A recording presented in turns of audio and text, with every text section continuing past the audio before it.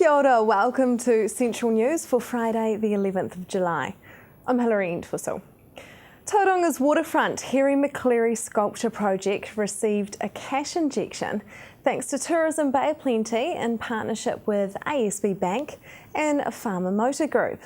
The three-tiered $5,000 donation will go towards the $91,000 still needed to fund the $800,000 project to install the bronze cast statues on Tauranga's waterfront. The project is a storybook scene of permanent bronze sculptures featuring Harry McCleary and some of his famous friends, Scarface Claw, Slinky Malinky, Hercules Morse, Muffin McClay, Bottomley Potts, Schnitzel Von Crumb, Bitzer Maloney and Zachary Quack. Tourism Bay of Plenty General Manager Reese Arrowsmith is urging businesses as well as the wider community who share an interest in growing a vibrant and creative future for the Bay to give what they can to see the characters take their place on Tauranga's waterfront. Decisions have been released on the Hamilton proposed district plan by Council's independent commissioners.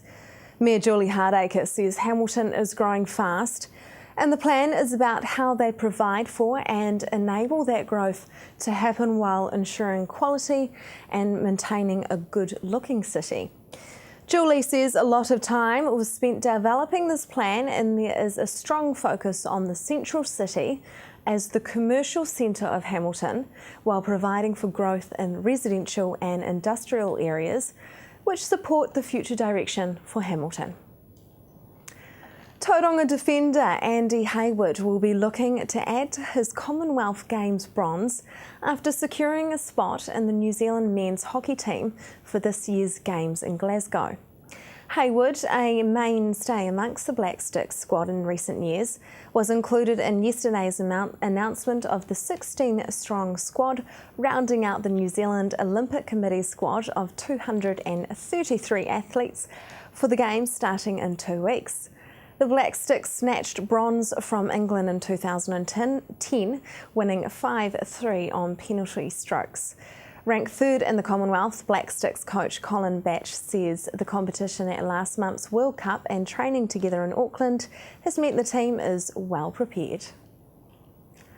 An Auckland man linked to the burglary of Bethlehem Jewellers in January has admitted to a $200,000 jewellery heist in Cambridge. Haere Tawhiti Rex Manny, 27, pleaded guilty to receiving jewellery, theft of a vehicle and burglary when he appeared in Hamilton District Court on Wednesday. Manny admitted to stealing up to $200,000 worth of items from Cambridge Jewellers just hours before the Duke and Duchess of Cambridge visited the town on April the 12th. Local event organisers are being invited to seek funding support from the Waipa District Council. Each year, the council sets aside $100,000 in a special fund aimed at encouraging organisers to hold events in the Waipa district. Events encourage visitors, maximise the use of key sites and facilities, and encourage local residents to further enjoy being part of the greater Waipa community. Events supported by the fund last year included the Cambridge-based Waipa Fun Run, Wakaama Nationals at Lake Karapiro, the Maunga Cycle Challenge from Te Awamutu and the New Zealand International Polo Day at Kihikihi. Now for the coastal forecast. West coast, Raglan, northeast 35 knots with very rough seas easing Saturday evening to a westerly of 15 knots. Your high tide in Raglan is at 9:37 a.m. East coast, Bay of Plenty, northeast 30 knots, rain with heavy falls from afternoon and evening. Your high tide is at 6:04 a.m. Just ahead, $300 million. Who should pick up the tab to remove the Rena?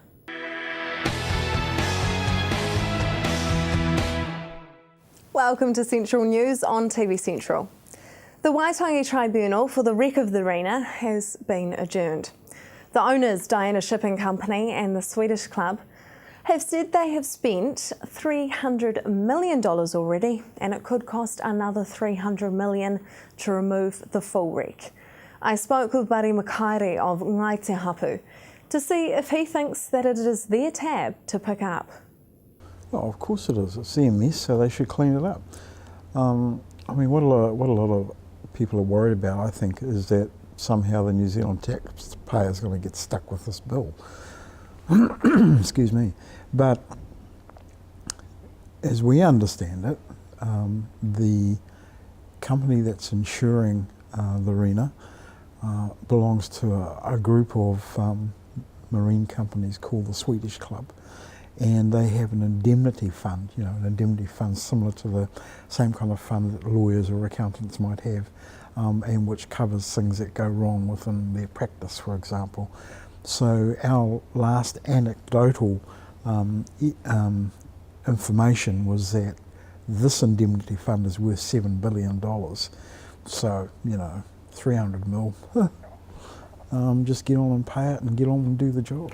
And most of this is about the Maori of Ōtaiti Astrolabe Reef. Can you explain what Maori is for those who don't know? Māori have this worldview that everything in the world has a life force behind it. And so for the reef, we believe there is a life force attached to that, and it is that life force which gives the reef its vitality, its marine richness, and all those kind of things, and keeps it. It's our obligation as the guardians for that reef to ensure that that mauri is preserved, so that the sustenance it provides, for example, and the resources on it are maintained into the future. We can't do that when there's this big hunk of steel sitting on it, and we don't have the means to do something about it. I mean, the obvious way to fix it would be to take that away, plus all the rubbish that's been dumped on there with it. And I mean, it's really disappointing to us that in the early days of this whole event, everybody was geared towards full wreck removal, that is taking it away. Somewhere along the line that's changed, and it's become to maybe taking some of it away. So that's never going to restore the mauri in our opinion. So you believe that mauri will never return to the reef unless that wreck is fully gone? Yeah, and some of the arguments are that, well, if we take it away, it's going to damage the reef further, and so that's going to damage the mauri as well. I mean, our view is, well, just leaving it there is damaging the reef. In the very early days of the wreck going up on the reef, when it was whole, that would have been the opportunity to take it away. In the 3 years since the wreck has broken up further and further and further, I was just listening to some evidence this morning saying that there is some video of a whole lot of small steel casters that have managed to collect themselves in a rock, and as the surf moves them around, they just roll around in that little cavity, and of course all the marine life that used to be there is all gone. I mean, that's just a small example of the ongoing damage with this hunk of steel banging up and down on the reef every time there's a storm. So we were told at one stage that the wreck was stable, but then it went and broke up even further. It's now slid down the reef even further, so that's made the salvage job much more difficult than if they'd got in and had a go at it right from the start. So, I mean, that argument just doesn't hold water with us. A cultural assessment report into the wreck said that some Motiti Islanders say it is possible to rebalance aspects of mauri by prayer and other strategies which need to be canvassed amongst tangata whenua most intimately affected by the wreck. Do you disagree? Is karakia, prayer, not enough? Well, that's us most intimately involved with the wreck, and we're saying, no, it's not. You can pray as hard as you like, but it's not going to move that wreck. It actually needs some mechanical assistance to get it off. I know there have been instances where people have used karakia to try and attempt that, but all it's done really is gone a small way towards mitigating it. The thing is still there.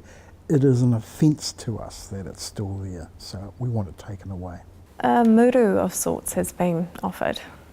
I think that's a reference to the fact that the owners have said that if you stop opposing this, we will do some things like putting infrastructure on the island. So, those might be things like improving the roading on the island, which is pretty rough, I agree. providing better broadband access, maybe building small wharves or breakwaters or things like that, so you can more safely land on the island. So it's those kind of things. But you know, the key thing to that is that in order to get these, you've got to throw your integrity out the window and more or less take something which looks to me like it's a bribe and stop opposing us. So, nah. And there's a petition being signed as well. Can you tell me about that? I'm not sure. Those petitions are being looked after by other people. So there's one petition which calls for Maritime New Zealand to ban the use of that oil dispersant, Corexit 9500, I think it's called, on the grounds that you can't use it in Australia, for example. You can't use it in the UK.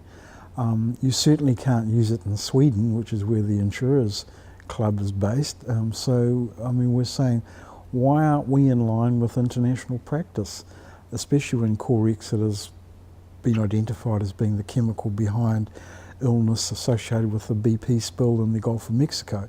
So, you know, there's a petition saying, take this stuff away, we don't need it. The other petition, yes, does call for the removal of the wreck, and I'm not quite sure where that got to, but I know there were several thousand signatures when I last saw it. Still to come on Central News, your weather for the weekend and the global phenomenon, parkrun. Welcome back to Central News. The global phenomenon that is parkrun arrived at Hamilton Lake late last year and has steadily been increasing in popularity. Originating in the UK, parkrun is a worldwide volunteer-run event that welcomes runners of all ages and abilities. Anne-Marie spoke with event director Rob Hamilton to find out how parkrun began. So when did the Hamilton Lake parkrun begin? In October last year, we had when I say we, Hamilton Roadrunners, which I'm also involved in, had a call from the sponsors of the New Zealand Park Runs and asked if we'd like to help to establish one here at Hamilton Lake. And so we did, October 2013. The rest is history. And where does it start from? It starts right behind me, which is just outside the Hamilton Yacht Club building, and carries on around the lake and then around a bit of grass out behind me also to make up the 5Ks. How many participants do you have now? Well, I'm delighted to say we've got 840 plus as I speak. Everybody has to register to participate in parkrun, and it grows week by week. Who can run? Who can participate in parkrun? Anybody can participate, Anne-Marie. We have children 4 and 5 years of age, and we have elderly folk who are in their 70s and 80s. We have people with pushchairs, we have people with dogs, people in wheelchairs are welcome to participate. Essentially anybody who can be on their own 2 feet can go in the run. What are the general principles of parkrun? It's free, it's 5 kilometres, which is, as we've mentioned, is a very manageable distance. It's timed, and it's on every Saturday without fail at 8 o'clock. That's the big thing. People don't have to think about it, it's on. What's the significance of 5Ks? 5Ks was determined as a distance that would allow anybody to complete it. Most people can cover 5Ks even if they have to walk it, but not too challenging, and also allows those who are quite competitive, because we do have some very competitive runners in it, allows them to have a bit of a challenge as well, because they come along and try and beat their time from last week or the week before. So it's a distance that will suit most people. This Saturday is a very special event with Mayor Julie Hardacre attending. What are you celebrating? Well, we are very, very pleased that the council have spent considerable sums of money at Hamilton Lake, changing all of the paths to a much more modern structure. It's been upgraded quite considerably, and we wanted to thank the council, which they probably very rarely get, but we wanted to thank the council for all the work that they have done, which we get the benefit of because it's a very nice place to run. And Mayor Julie's coming along this Saturday? Yes, she is. She's going to come along and we will thank her formally. We're going to give her one of these nice Parkrun t-shirts, and then hopefully Mayor Julie will speak to us about what she sees Parkrun as in terms of a benefit to the community, and will talk to us no doubt about what Council is doing for community facilities such as the Hamilton Lake. Is it the same start place every week? Yep, same place, same time. How are your results collated?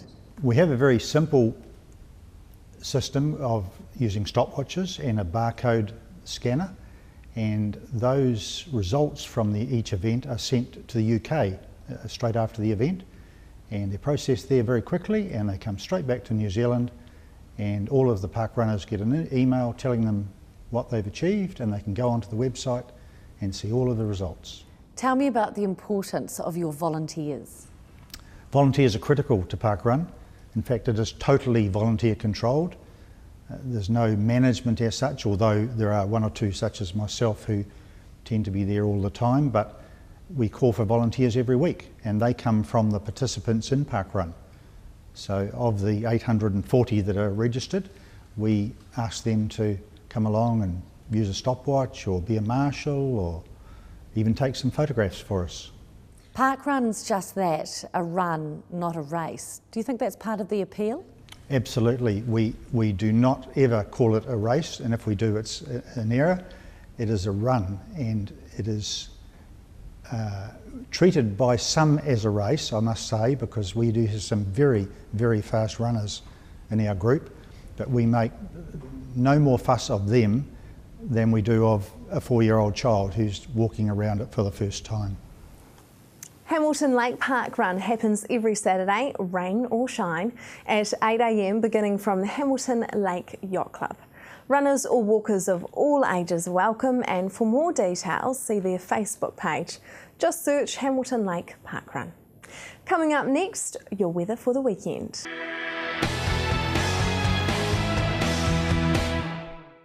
Welcome back. The Waikato Regional Council recently released its annual plan for 2014-15. Given the size of the Waikato, 25,000 square kilometres, the annual plan is a detailed document. Anne-Marie spoke with Chairperson Paula Southgate and asked about the rate increase for this year. Well, that's all good news because we've come in under 1% and the rates increase is 0.9%. In our draft plan we went out with a 0.3%, which didn't include the Animal Health Board levy that we collect. But now that we've decided to collect that levy, it's 0.9%. So on average, ratepayers will pay about $5 additional. This is less than what was predicted. How have you managed to keep costs down? Well, basically that was achieved through gaining greater efficiencies. We haven't cut back a lot of work. We've just really looked at the functions of the organisation and scaled them to their most efficient level. So it's been about a readjustment of budgets more than anything else. Now, a lot of work's been going into catchment management. What is this? Well, catchment management is very important because it actually involves quite a lot of different things. For example, you've got your flood control and your drainage schemes that allow farming to continue in times of high water, so you're not getting large tracts of farmland flooded in the wet weather that we're experiencing at the moment, for example, so they can go on about their economic activity. So that's a really important part of catchment activity. But also it's about erosion, soil erosion from banks, it's around water quality, and it's around biodiversity also. It's essentially everything that happens that affects water quality through our rivers, streams, tributaries and all those kinds of things. So it's quite immense work actually. There's also some work being done in the Coromandel Harbour and their catchment management areas. How are those places faring after the recent weather bombs? Fair to say that the northern part of the Coromandel experienced quite a lot of damage, more than other parts. The recent weather activity has been quite sporadic as to where people have had damage. In fact, we've got farms that are perfectly fine right next to a farm that's completely devastated and all the paddocks are awash with mud and the debris and so on. And that's the same in the North Waikato as well. Do they have high levels of erosion? Well, erosion's part of the problem, and that's part of that catchment management we talked about before. We spend a lot of money across the region protecting properties from erosion, protecting waterways, including harbours, from erosion, keeping the soil on the land where it can be in the most productive use and also protecting people's lives and properties. So that's a very important part of what we do through catchment management. It's also about the water quality in our harbours, of course. For more information on the annual plan, go to waikatoregion.gov.nz.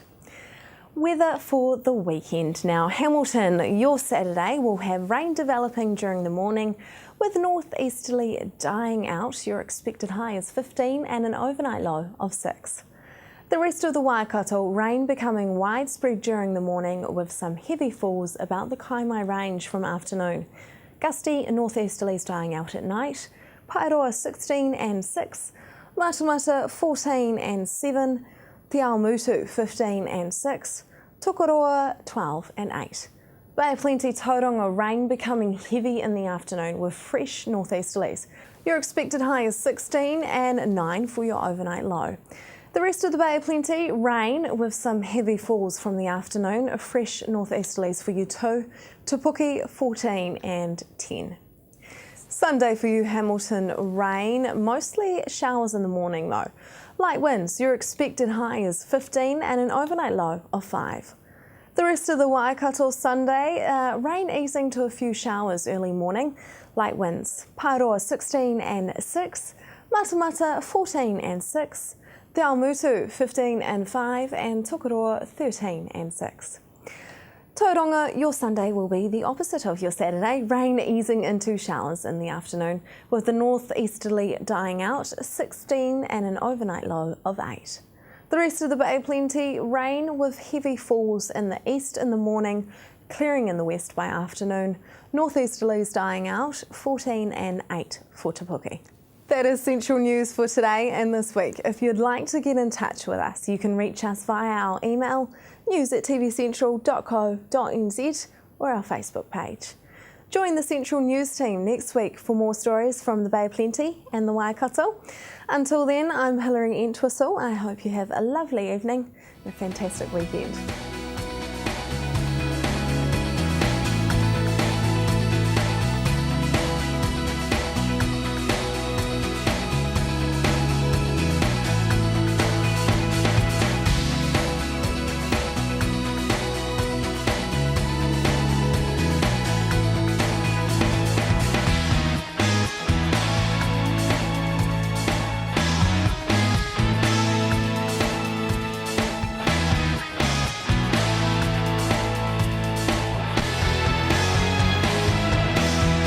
This has been an Alpha Media production, a division of Television Media Group. Supporting local content so you can see more of New Zealand on air.